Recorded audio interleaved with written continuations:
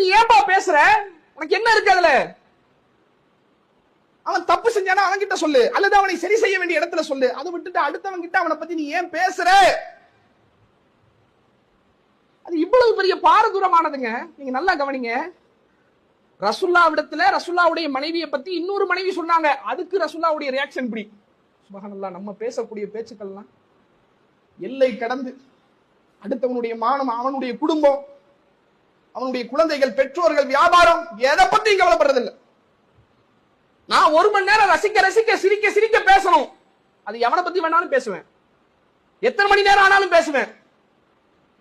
அல்லாஹ்வுடைய தூதர் அவர்கள் தன்னுடைய வாழ்நாளில் முதலும் கடைசியுமாக செய்த ஹஜ்.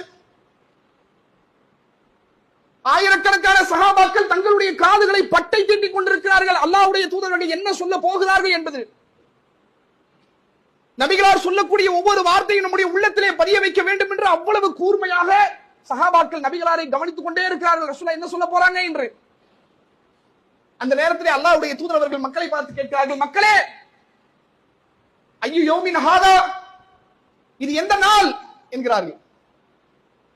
சஹாபாக்கள் அல்லாஹ்வுடைய தூதர் தான் நன்கறிந்தவர்கள். இது எந்த மாதம்?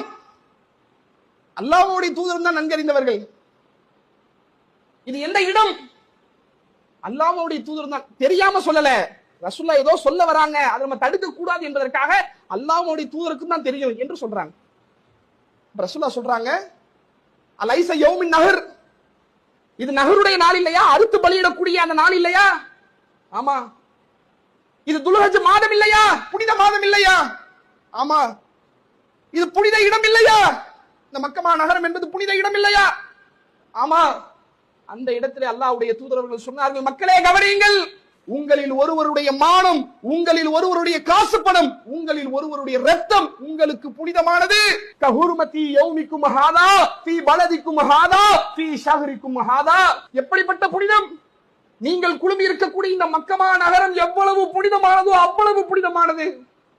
இந்த துல்ஹஜ் மாதம் எவ்வளவு புனிதமானதோ அவ்வளவு புனிதமானது. நீங்கள் குழுமி இருக்கக்கூடிய இந்த நாள் எவ்வளவு புனிதமானதோ அவ்வளவு புனிதமானது.